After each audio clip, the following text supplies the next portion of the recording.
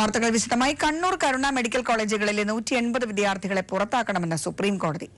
വിദ്യാർത്ഥികളെ പരീക്ഷ എഴുതാൻ അനുവദിക്കില്ല. വിദ്യാർത്ഥി പ്രവേശനം ക്രമപ്പെടുത്തിക്കൊണ്ട് ഓർഡിനൻസ് ഇറക്കിയ സർക്കാർ നടപടി നിയമവിരുദ്ധമെന്നും സുപ്രീം കോടതി.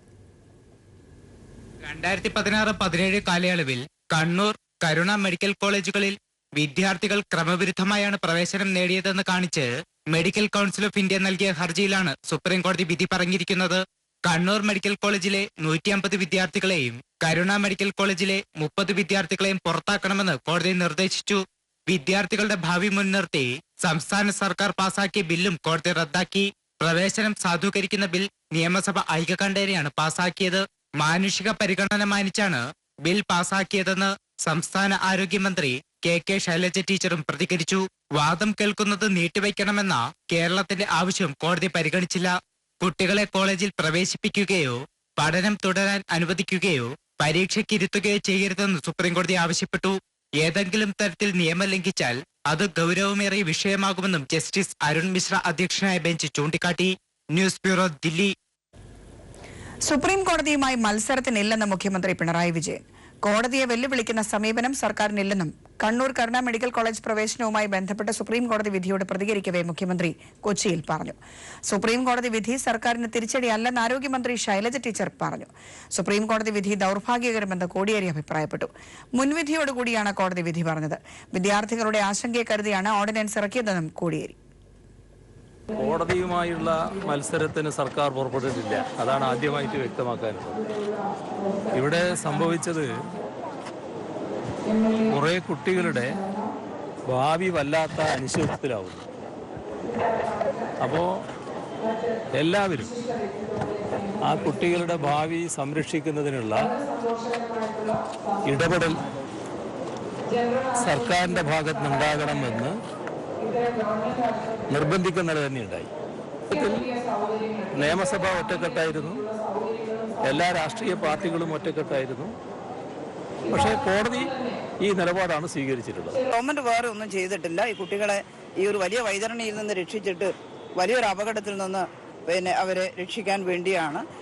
ഞാൻ എൻ്റെ അടുത്ത് വന്നപ്പോൾ തന്നെ കുട്ടികളോട് പറഞ്ഞിരുന്നു, നിങ്ങൾ വേറെ എന്തെങ്കിലും ഒരു മാർഗം തേടുന്നതാവും നന്നാവും. അവസാനം എല്ലാം കൂടി കഴിഞ്ഞ് 5 കൊല്ലം കഴിയുമ്പോഴാണ് ഇങ്ങനെ ഒരു വിധി കോടതിയിൽ നിന്ന് വരുന്നതെങ്കിൽ നിങ്ങൾക്ക് 5 കൊല്ലം നഷ്ടമാവും. ഭരണപക്ഷവും പ്രതിപക്ഷവും കൂടി അംഗീകരിച്ചു കൊണ്ടെടുത്തിട്ടുള്ള ഒരു നിയമനിർമ്മാണമാണ് ഇപ്പോൾ നടത്തിയിരിക്കുന്നത്.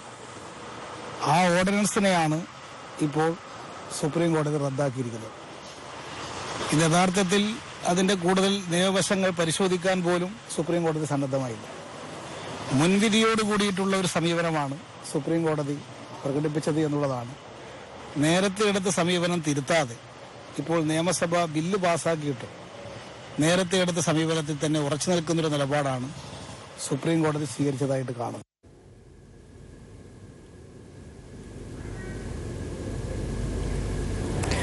അഞ്ചരക്കണ്ടി മെഡിക്കൽ കോളേജ് വിഷയത്തിൽ സർക്കാരിനെ വിമർശിച്ച ബി.ജെ.പി. സംസ്ഥാന അധ്യക്ഷൻ കുമ്മനം രാജശേഖരന്റെ ഇരട്ടത്താപ്പ് പൊളിയുന്നു. അഞ്ചരക്കണ്ടി കോളേജിലെ കുട്ടികളെ സംരക്ഷിക്കാൻ സർക്കാർ ഉചിതമായ നടപടി സ്വീകരിക്കണമെന്നാവശ്യപ്പെട്ട് മുഖ്യമന്ത്രിക്ക് കുമ്മനം എഴുതിയ കത്ത് പുറത്ത്. സുപ്രീം കോടതി വിധി എതിരായതോടെ നിറം മാറുന്ന ബി.ജെ.പി. നേതാക്കളുടെ തനിനിറമാണ് ഇതോടെ പുറത്താകുന്നത്. 2017 ജൂൺ 12 ഭാരതീയ ജനതാ പാർട്ടിയുടെ സംസ്ഥാന അധ്യക്ഷൻ കുമ്മനം രാജശേഖരൻ മുഖ്യമന്ത്രിക്ക് സ്വന്തം ലെറ്റർ പാഡിൽ എഴുതിയ കത്താണിത്. അഡ്മിഷൻ സൂപ്പർവൈസറി കമ്മിറ്റി 150ഓളം കുട്ടികളുടെ പ്രവേശനം റദ്ദാക്കിയിരിക്കുന്നതിനാൽ അഞ്ചരക്കണ്ടി മെഡിക്കൽ കോളേജിലെ കുട്ടികൾക്ക് പരീക്ഷ എഴുതാൻ സർക്കാർ ഉചിതമായ നടപടി സ്വീകരിക്കണമെന്നാണ് കത്തിൽ പറയുന്നത്.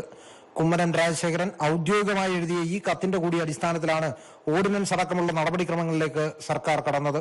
എന്നാൽ ഓർഡിനൻസ് സുപ്രീം കോടതി അസാധുവാക്കിയതോടെ പഴയ കത്തിന്റെ കാര്യം പൂർണ്ണമായി മറന്ന് സർക്കാരിനെ വിമർശിച്ച് കുമ്മനം നിലപാട് മാറ്റി.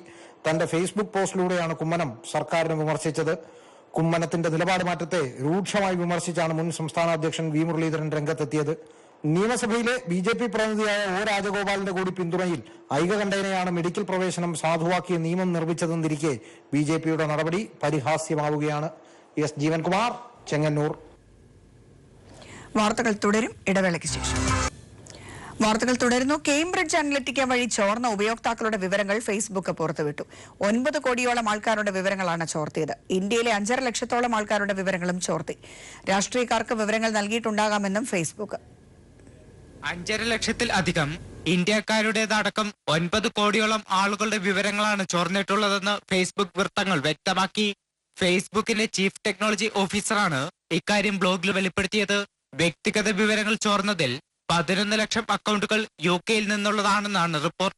വിവരച്ചോർച്ച വിവാദത്തിൽ ഫേസ്ബുക്ക് CEO മാർക്ക് സുക്കർബർഗ് 11-ന് അമേരിക്കൻ കോൺഗ്രസ് കമ്മിറ്റിക്ക് മുൻപാകെ ഹാജരായി മൊഴി നൽകും. അതിനിടയിൽ വിവാദത്തെ തുടർന്ന് IT മന്ത്രാലയം നൽകിയ നോട്ടീസിന് ഫേസ്ബുക്ക് മറുപടി നൽകി. 5,62,455 ഇന്ത്യക്കാരുടെ വിവരങ്ങൾ ചോർത്തിയെന്നാണ് ഫേസ്ബുക്ക് നൽകിയ മറുപടിയിൽ വ്യക്തമാക്കുന്നത്. ആകെ ചോർച്ചയുടെ 0.6% മാത്രമാണിത്. ഇറ്റ് ഡിജിറ്റൽ ലൈഫ് എന്ന ആപ്ലിക്കേഷനിലൂടെയാണ് കേംബ്രിഡ്ജ് അനലിറ്റിക്ക വിവരങ്ങൾ ചോർത്തിയത്. രാഷ്ട്രീയ പാർട്ടികൾക്ക് വിവരം കൈമാറിയിട്ടുണ്ടാകാമെന്നും ഫേസ്ബുക്ക് വ്യക്തമാക്കി.